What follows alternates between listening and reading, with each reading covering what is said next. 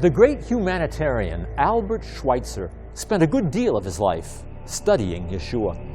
And he wrote a book, The Quest for the Historical Jesus, in which he argued that the great Galilean was basically an apocalypticist.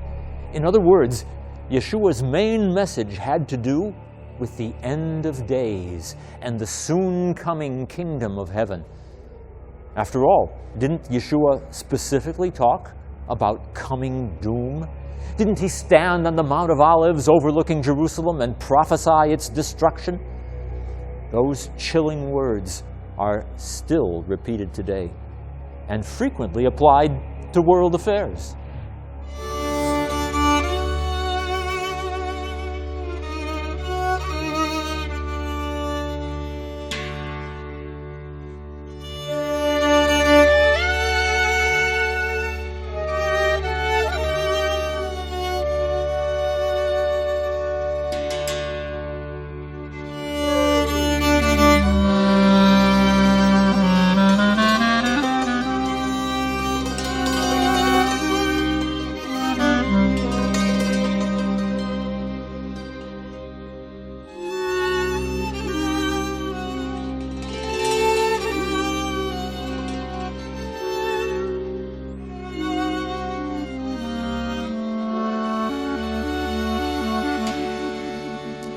Then Jesus went out and departed from the temple, and his disciples came up to show him the buildings of the temple.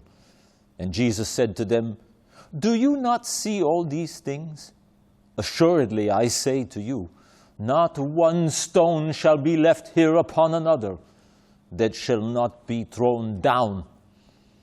Now, as he sat on the Mount of Olives, the disciples came to him privately, saying, "Tell us, when will these things be? And what will be the sign of your coming and of the end of the age?" And Jesus answered and said to them, "Take heed that no one deceives you, for many will come in my name, saying, 'I am the Messiah,' and will deceive many. And you will hear of wars and rumors of wars, for nation will rise against nation, and kingdom against kingdom, and there will be famines, pestilences, and earthquakes in various places. All these are the beginning of sorrows.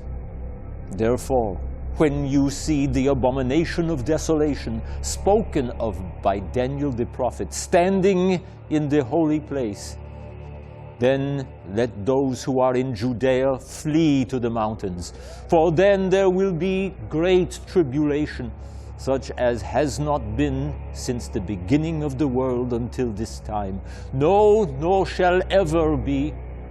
And unless those days were shortened, no flesh would be saved." Matthew 24, super.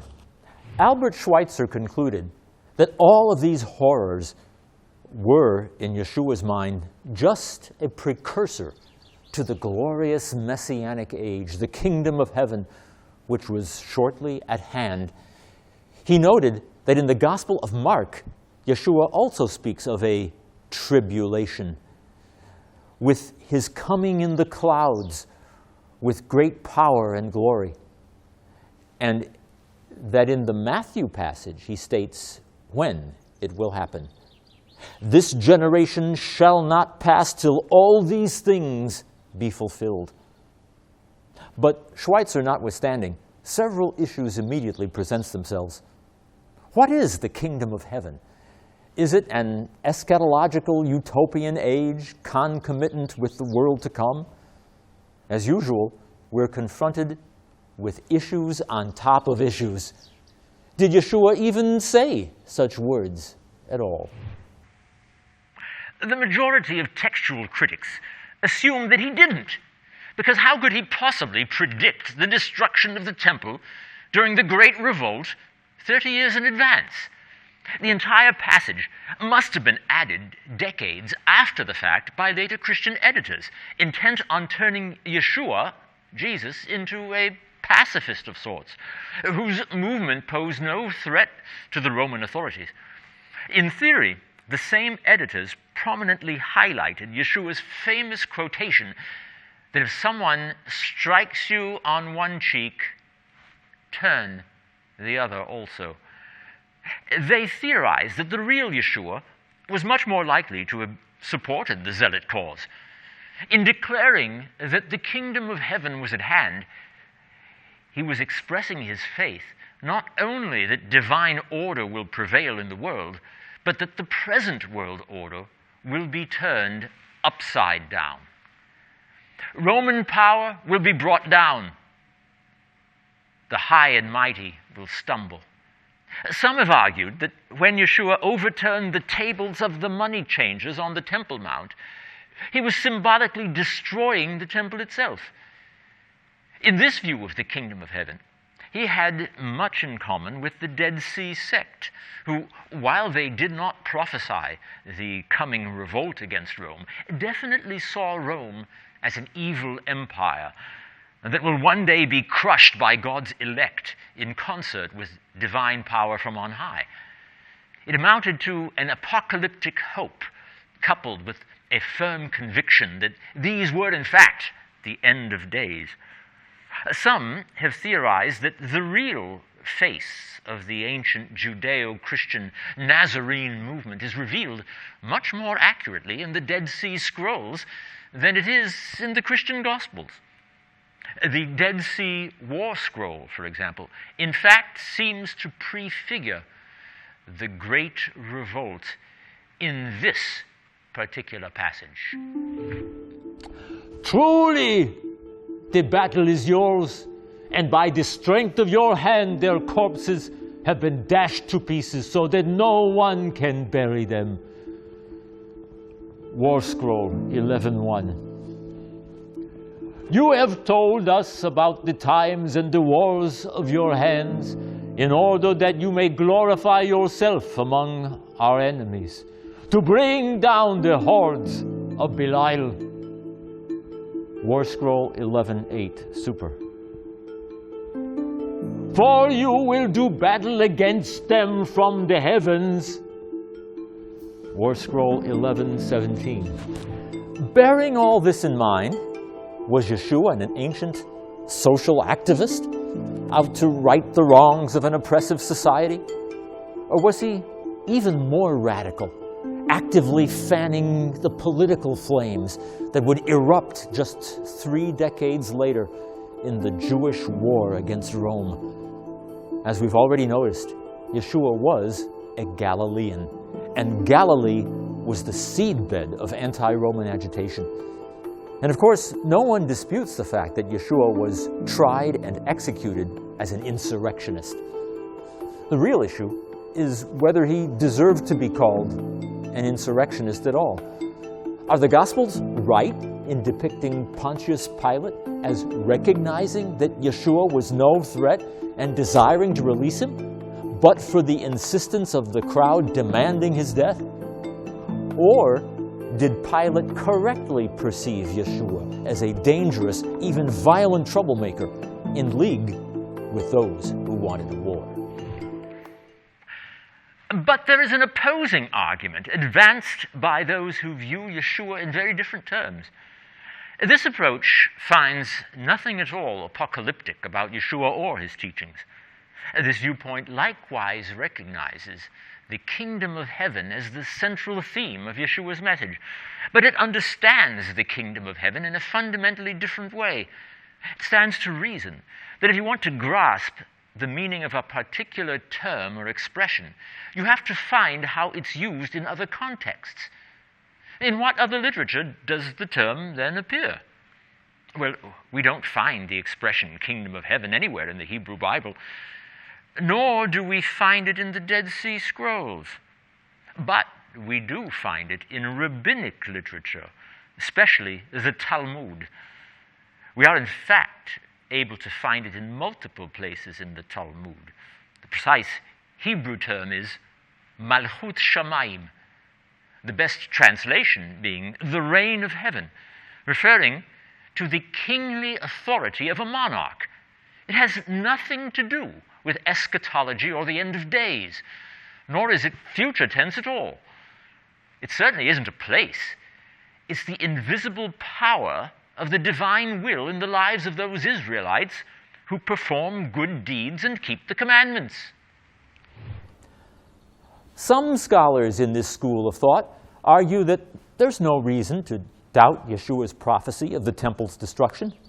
They point out that this passage is absolutely consistent with Yeshua's kingdom of heaven and anti-war message. Moreover, the great sage Yochanan ben Zakkai was of the same opinion, counseling against war and actively opposing the zealots.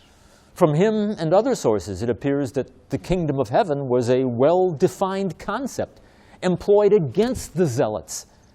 Ben Zakkai even issued his own warnings that a course of rebellion would ultimately lead to the destruction of Jerusalem and the temple. So this prophecy in the mouth of Yeshua wasn't really that remarkable and hardly needed to have been added later. In fact, anyone who really understood the threat posed by the zealots might have issued such a warning. We also read, "Whoever says the Shema, 'Hear, O Israel,' takes upon himself the yoke of the kingdom of heaven." What does a yoke do but guide and restrain? And that's the role of the Torah in the life of the individual. Elsewhere, the Talmud admonishes not to worry about the yoke of Rome. For when enough people take upon themselves the yoke of the Torah, the yoke of Rome will fall off by itself. Yosei the Galilean is quoted as saying, "When Moses stood at the Red Sea and declared the Lord shall reign forever and ever, it is regrettable that he put it that way. For had he said the Lord has reigned forever and ever, the kingdom of heaven would have come about immediately." This was the attitude of the sages of the school of Hillel. What mattered was not whether one accepted Roman rule or rejected it, for the kingdom of heaven could come about at any time once the people repented and took upon themselves its yoke.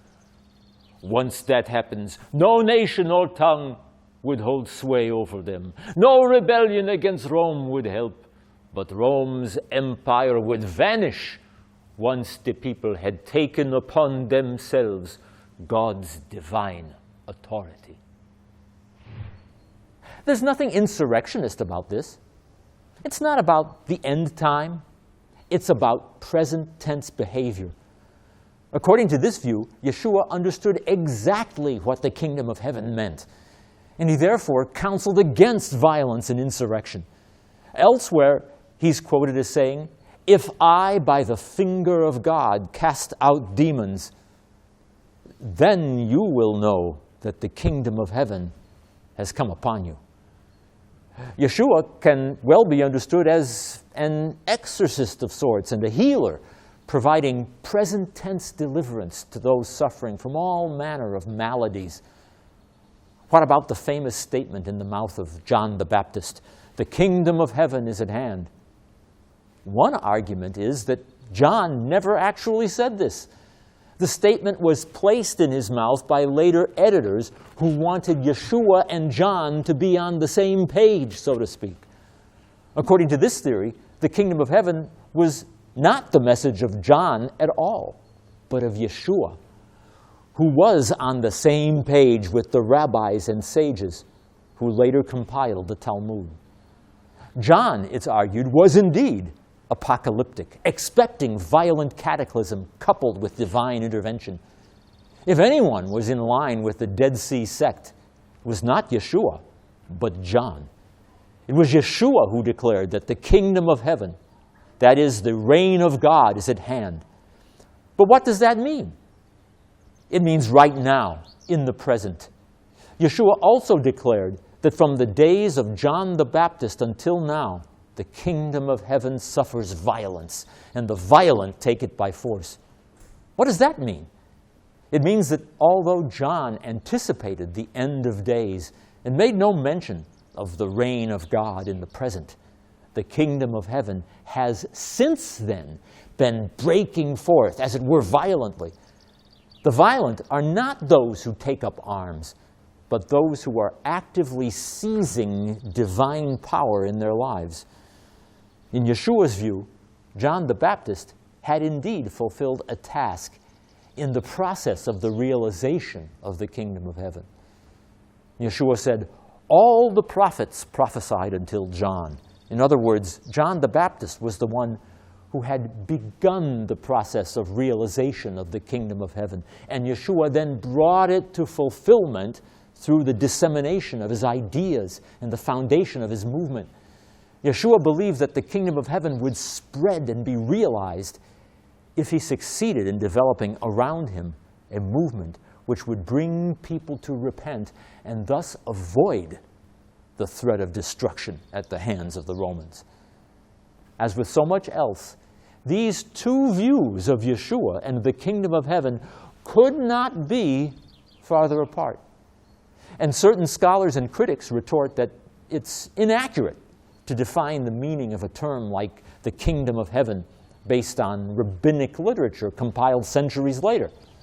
When Yeshua used it, it may indeed have been a term denoting the end of days. Which side of the debate do you suppose is right, Watson? The clues are all there. We just have to put them together. One thing is certain.